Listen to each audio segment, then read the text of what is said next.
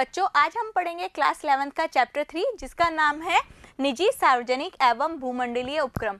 बच्चों आज का जो वीडियो है उसके अंदर हम जानेंगे विभागीय उपक्रम क्या होते हैं, उनकी सीमाएं, उनकी जो लक्षण हैं वो किस प्रकार के हैं। तो बच्चों कॉपी पेन निकालिए और समझने के लिए तैयार हो जाइए। सबसे पहले समझिए हमारे जो देश की अर्थव्यवस्था है वो मिश्रित अर्थव्यवस्था है। अब इसे मिश्रित अर्थव्यवस्था क्यों कहा जाता है वो हम समझते हैं। तो देखिए भारतीय अर्थव्यवस्था के अंदर हमारे जो देश है, जो भारत है, उसकी जो इकोनॉमी है, जो अर्थव्यवस्था है, उसके अंदर निजी स्वामित्व एवं सरकारी स्वामित्व वाले दोनों ही प्रकार के जो व्यवसाय हैं, जो व्यावसायिक उद्यम हैं वो पाए जाते हैं। इसलिए हमारे जो देश की इकोनॉमी है वो मिश्रित इकोनॉमी है, मिश्रित अर्थव्यवस्था है। ये चीज़ हमें समझ में आ गई।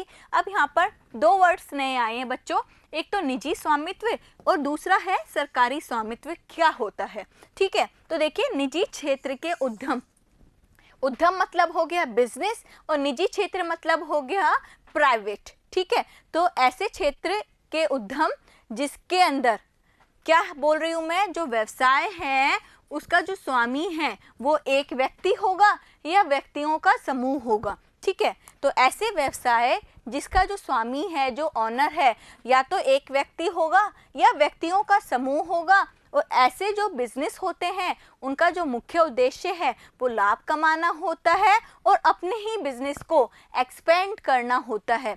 ऐसे बिजनेस के जो फॉर्म्स होते हैं वो किसके अंतर्गत आते हैं बच्चों, निजी क्षेत्र के अंतर्गत आते हैं। तो ऐसे बिजनेस के प्रारूप जिनका मुख्य उद्देश्य ज़्यादा से ज़्यादा लाभ कमाना होता है और ऐसे बिजनेस जिनका स्वामी केवल एक व्यक्ति या व्यक्तियों का समूह होता है वो किसके तहत आते हैं बच्चों, निजी क्षेत्र के तहत आते हैं। तो ये समझ में आया हमें निजी क्षेत्र के उद्यम क्या होते हैं।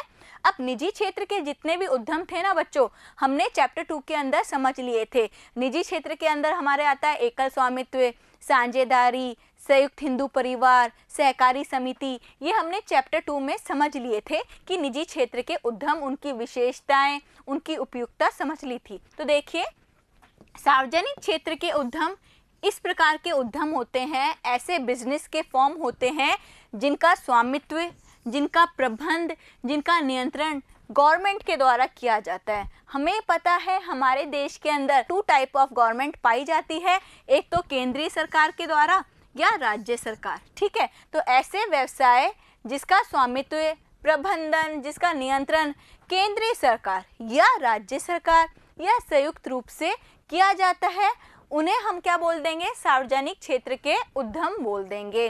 जो सार्वजनिक क्षेत्र के उद्यम होते हैं इनका उद्देश्य जन कल्याण होता है, हमारे जो समाज है उनके उत्थान के लिए इनका उद्देश्य होता है, ठीक है।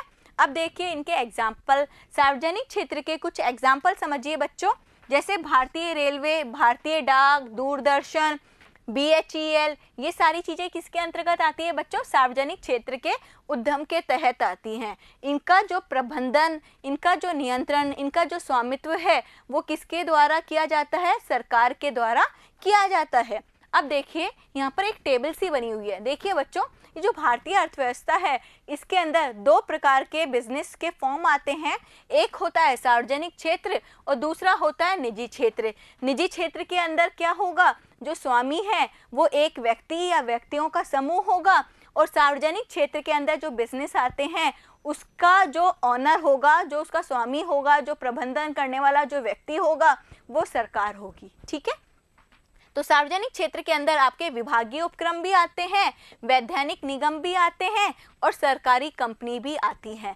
जो आज का टॉपिक है ना बच्चों वो हमारा विभागीय उपक्रम है। हम जानेंगे विभागीय उपक्रम क्या होते हैं, उनकी सीमाएं क्या हैं, उनकी कैरेक्टरिस्टिक्स क्या हैं। तो देखिए सबसे पहले सार्वजनिक क्षेत्र के उपक्रमों के प्रारूप में सबसे पहला पॉइंट ही क्या हो गया बच्चों, विभागीय उपक्रम। नाम से मालूम चल रहा है डिपार्टमेंटल अंडरटेकिंग। क्या है बच्चों इसका इंग्लिश नेम क्या है, डिपार्टमेंटल अंडरटेकिंग, ठीक है।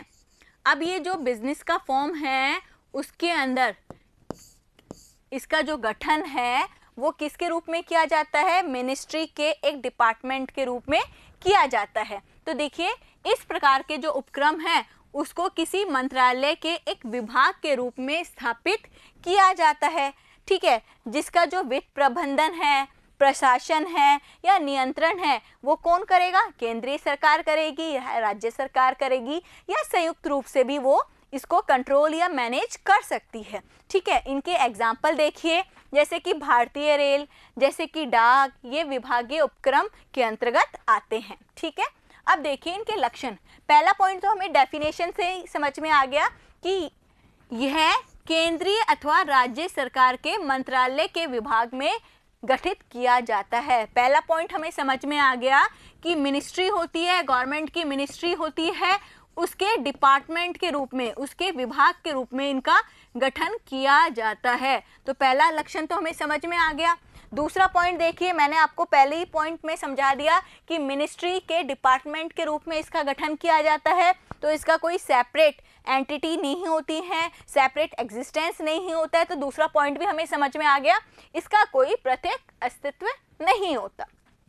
थर्ड पॉइंट देखिए, इसकी जो वित्त व्यवस्था है वो सरकार के द्वारा की जाती है, क्योंकि ये डायरेक्ट कंट्रोल में है। ये जो डिपार्टमेंटल अंडरटेकिंग है वो किसके कंट्रोल में है? मिनिस्ट्री के कंट्रोल में है, इसलिए इसकी जो वित्त व्यवस्था है वो सरकार के द्वारा की जाती है। नेक्स्ट पॉइंट देखिए, इसकी जो आय है, इस जो डिपार्टमेंटल अंडरटेकिंग की जो आय है, उस डिपार्टमेंटल की जो आय है वो किसके अंदर जमा की जाती है? गवर्नमेंट के कोषों में ही जमा की जाती है। इससे जो आय होती है वो सरकारी खजाने में जमा होती है। इनके ऊपर जो अंकेशन है, जो लेखांकन संबंधी जो नियम है वो सरकार के द्वारा लागू किए जाते हैं। नेक्स्ट पॉइंट देखिए, मैंने आपको बताया डिपार्टमेंट के रूप में गठन किया जाता है, मिनिस्ट्री का एक डिपार्टमेंट के रूप में गठन किया गया है। तो इसके जितने भी एम्प्लॉयज़ हैं वो कौन से एम्प्लॉयज़ होते हैं बच्चों? गवर्नमेंट एम्प्लॉयज़ होते हैं। ठीक है, नेक्स्ट पॉइंट देखिए, यह अपने कार्य के लिए जो संबंधित मंत्रालय है, जिस मिनिस्ट्री के डिपार्टमेंट के रूप में इसका गठन किया है ना, उसके लिए क्या होगी? जवाबदेह होगी या अकाउंटेबल होगी। ये समझ में आया हमें? ये तो थे क्या बच्चों? लक्षण। अब इसके गुण और लाभ समझते हैं। पहला पॉइंट समझिए, सरकार का ये प्रत्यक्ष नियंत्रण है। सरकार के प्रत्यक्ष नियंत्रण में होने के कारण ये सरकार के जो उद्देश्य हैं उनकी पूर्ति करने में ये ज़्यादा सक्षम होती है।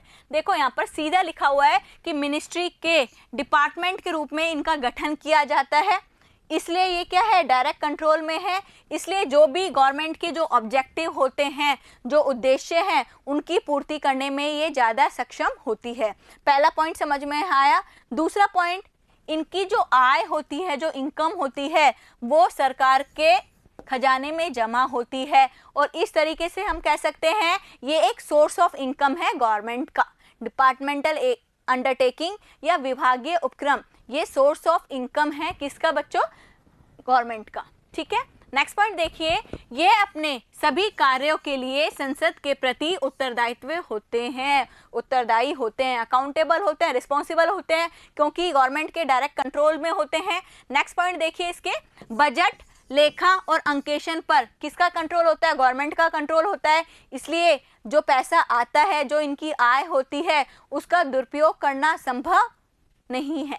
नेक्स्ट पॉइंट देखिए, यह उन उपक्रमों के लिए महत्वपूर्ण है जिसमें सख्त नियंत्रण की आवश्यकता है, क्योंकि डायरेक्ट कंट्रोल है गवर्नमेंट का, और गोपनीयता की आवश्यकता है, उनके लिए ये बेस्ट है। ठीक है, जैसे कि रक्षा उत्पादन, उसके लिए ये बेस्ट है। नेक्स्ट पॉइंट देखिए, विभागीय उपक्रम की सीमाएं, लिमिटेशन है ये। ठीक है, तो पहला पॉइंट तो हमें समझ में आया, लचीलापन नहीं है। लचीलापन होना जरूरी है, किसी बिजनेस को अच्छे तरीके से चलाने के लिए लचीलापन होना आवश्यक है, परंतु इस प्रकार के जो उपक्रम है, जो कि सार्वजनिक क्षेत्र का प्रारूप है, उसके अंदर इस प्रकार का लचीलापन नहीं होता। ठीक है, क्योंकि अपने ग्राहकों के लिए उदासीन होते हैं, एकाधिकार होता है। ठीक है, इन्हें पता है कि ये गवर्नमेंट के कंट्रोल में है, इनकी जो अपॉइंटमेंट है, इनका जो हम कहें जॉब को हटाना, वो भी सब गवर्नमेंट के अंडर आता है। इसलिए ये अपने जो कस्टमर है उनके लिए उदासीन हो जाती हैं। तो पहला पॉइंट हमें समझ में आ गया, इस प्रकार के जो उपक्रम है उसमें लचीलापन नहीं होता, फ्लेक्सिबिलिटी नहीं होती। दूसरा पॉइंट देखिए कि ये डायरेक्ट कंट्रोल में है, तो यहाँ पर राजनीतिक हस्तक्षेप होता है। दिन प्रतिदिन के जो कार्य होते हैं जो बिजनेस के अंदर, ठीक है, इस प्रकार के जो व्यवसाय उपक्रम है, सार्वजनिक क्षेत्र का प्रारूप है ना ये बच्चों, डिपार्टमेंटल अंडरटेकिंग, विभागीय उपक्रम में राजनीतिक हस्तक्षेप होता है। जो गवर्नमेंट है उसके जो मिनिस्टर्स होते हैं उनका हस्तक्षेप बहुत ही ज़्यादा होता है। नेक्स्ट पॉइंट देखिए, दिन प्रतिदिन के काम में अत्यधिक लाल फीताशाही का बोलबाला होता है और कोई भी प्रक्रिया को पूरा होने के लिए बहुत समय लग जाता है।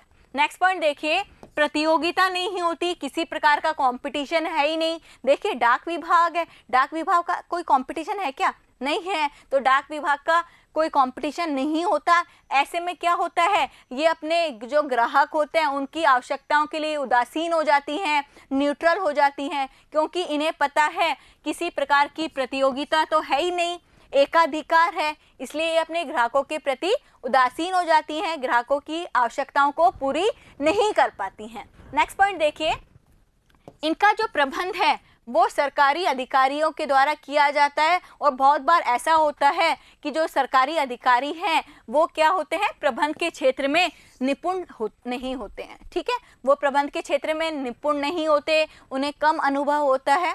ठीक है, नेक्स्ट पॉइंट देखिए, इनकी उपयुक्तता, कहाँ कहाँ डिपार्टमेंटल अंडरटेकिंग को हम लागू कर सकते हैं।